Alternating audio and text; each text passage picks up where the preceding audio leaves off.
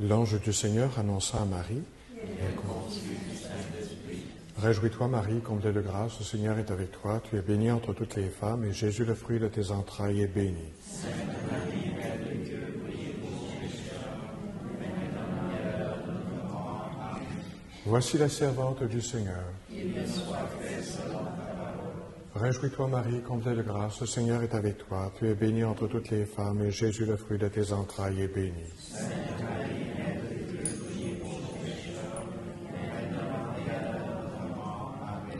Et le Verbe s'est fait chair. Et a habité parmi nous. Réjouis-toi, Marie, comblée de grâce, le Seigneur est avec toi. Tu es bénie entre toutes les femmes, et Jésus, le fruit de tes entrailles, est béni. Sainte Marie, Mère de Dieu, priez pour nous pécheurs, maintenant et à l'heure de notre mort. Amen. Prie pour nous, Sainte Mère de Dieu.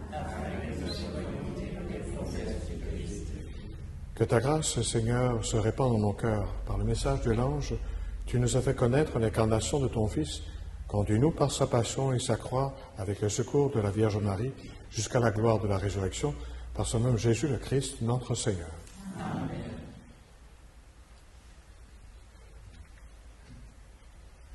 Sixième jour de la neuvaine à Notre-Dame du Perpétuel Secours. Nous débutons par la prière habituelle. Ô Marie, Mère de Jésus et notre Mère, Notre-Dame du Perpétuel Secours, je veux pendant 9 jours te regarder attentivement pour découvrir sur ton image les principaux symboles, les enseignements, les signes mystérieux que le peintre inspiré a voulu mettre dans son œuvre.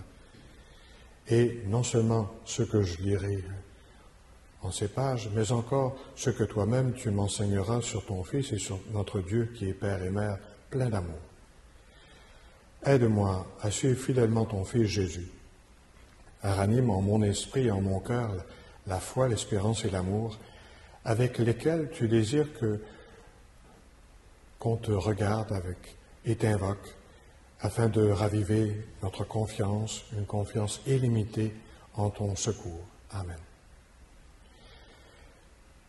Sixième jour, j'attire votre attention sur le Logos, c'est-à-dire le Verbe, c'est-à-dire Jésus.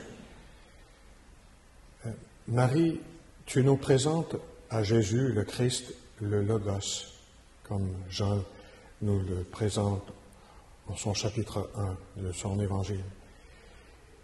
Il est revêtu d'une tunique verte, symbole de vie, drapé d'un manteau de lumière, traversé d'une multitude de rayons, en référence à la résurrection. Sa ceinture est de rouge pour signifier sa lignée royale. Il regarde la terrible vision que lui présente l'archange Gabriel et laisse tomber sa sandale. Elle est de style byzantin, vers ce qui est l'extérieur du cadre de l'icône, le monde. Le Sauveur manifeste sa volonté de garder la terre dans son royaume et d'assurer une descendance à la femme. Nous reviendrons sur ce passage de Ruth, chapitre 4. Notre-Dame du Perpétuel Secours, éclaire-nous pour que, dans la fatigue des jours, nous reconnaissions la présence du Père du ciel, qui ne nous abandonne jamais, même quand notre foi pâlit et que les difficultés nous écrasent. Donne-nous la force afin que, plein de confiance, nous demandions, selon l'enseignement de Jésus, notre pain de chaque jour, et qu'il ne nous laisse entrer en tentation ou dans le désespoir, qu'il nous délivre du mal. Justement, parlons du Christ, le Logos, en lien avec l'Eucharistie. Hier, nous avons vu, en référence à Marie, comment à Cana, elle a invité son fils à donner un signe. Jésus a changé l'eau en vin. C'est un signe de transformation, de nouvelle alliance, une façon de passer de la mort à la vie, un signe du mystère pascal.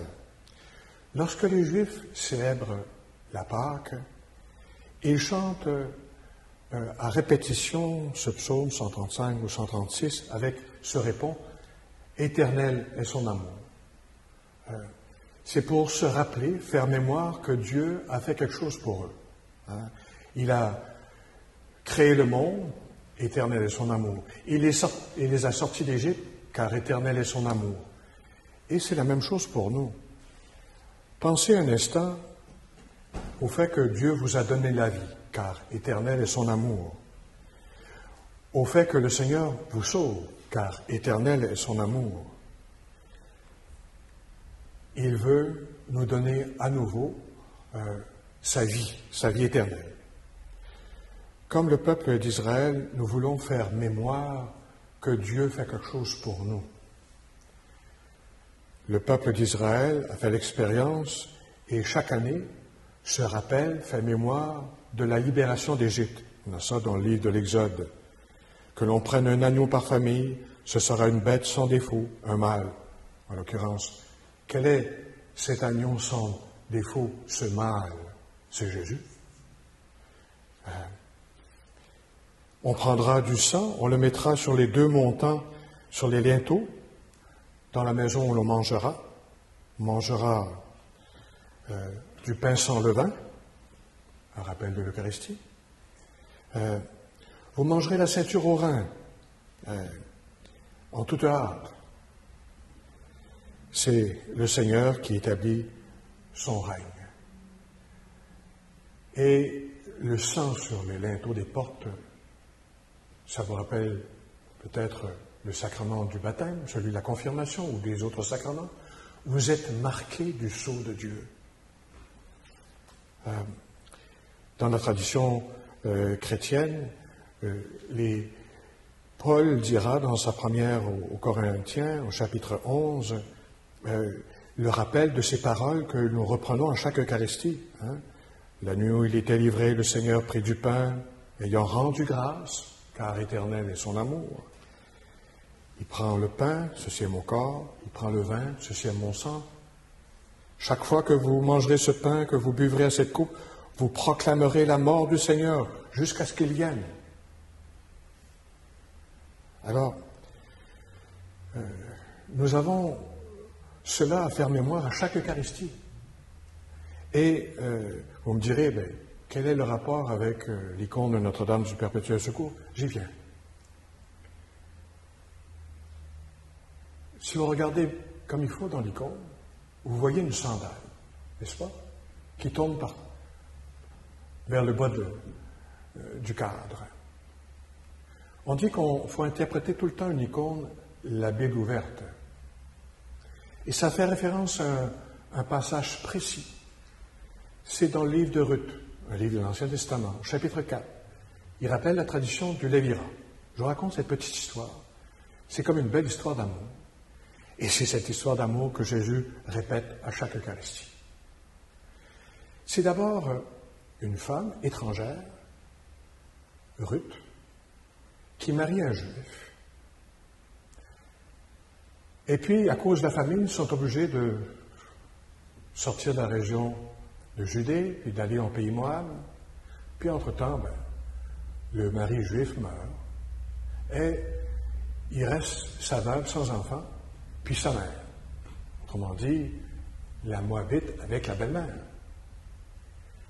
Cette Ruth décide de revenir avec la belle-mère, non pas à n'importe quelle place, à Bethléem. Puis là, quand elle n'a pas grand-chose à manger, elle s'en va glaner des épis dans le champ, derrière les moissonneurs, ce qui reste. Et finalement, on la laisse faire. Et le propriétaire du champ, dénommé Boaz, lui donne la permission, puis elle fait bien attention à sa relation avec Boaz. Toujours est-il que Ruth a comme pas d'avenir. Et c'est Boaz qui va chercher à lui donner un avenir. Et il va se passer ce qui se passe dans la tradition d'Israël. On demande à tous les frères du fameux défunt s'il y a quelqu'un qui veut prendre Ruth comme épouse. Personne. Alors, le dernier en liste prend sa sandale, puis la remet à Boaz, que lui est prêt à donner une descendance, ou laisser tomber la sandale. Laisser tomber la sandale. Ça veut dire qu'il est d'accord. Revenons à notre icône. Jésus voyant le messager qui lui annonce la volonté du Père, il dit, je suis d'accord. Je donne ma vie. Je vais faire une descendance. Qui c'est qui est la descendance de Jésus? Tous nous autres. Le sacrement que nous célébrons chaque Eucharistie, c'est un sacrement d'alliance. Puis le fameux Boaz en question, là, il va donner, avec sa femme, donner naissance à un fameux Obed. Puis Obed, il va donner naissance à un autre monsieur qui, lui, va être le père de nul autre que le roi David. Voilà notre descendance. Puis vous remarquerez qu'elle s'accomplit avec l'aide d'une étrangère. Rien de trop beau pour Dieu pour organiser les choses pour que tout le monde soit sauvé. Et on célèbre ça à chaque Eucharistie.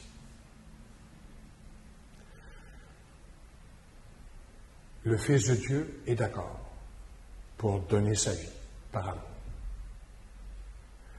Êtes-vous d'accord de le recevoir?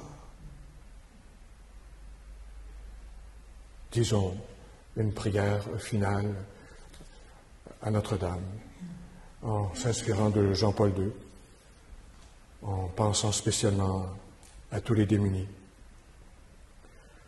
Donne-nous la joie de nous engager en ce temps de pandémie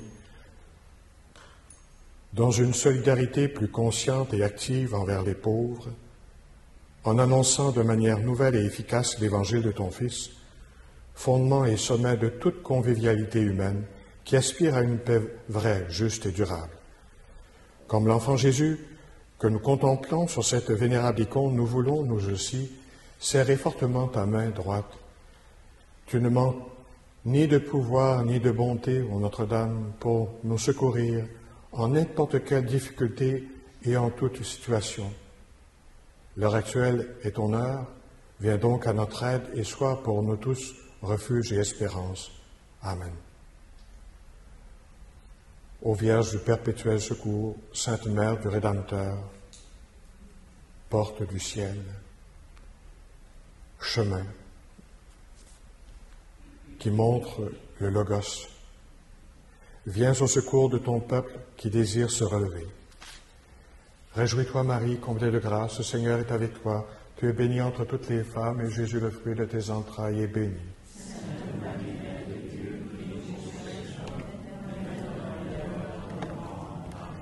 Réjouis-toi, Marie, comblée de grâce, le Seigneur est avec toi. Tu es bénie entre toutes les femmes, et Jésus, le fruit de tes entrailles, est béni.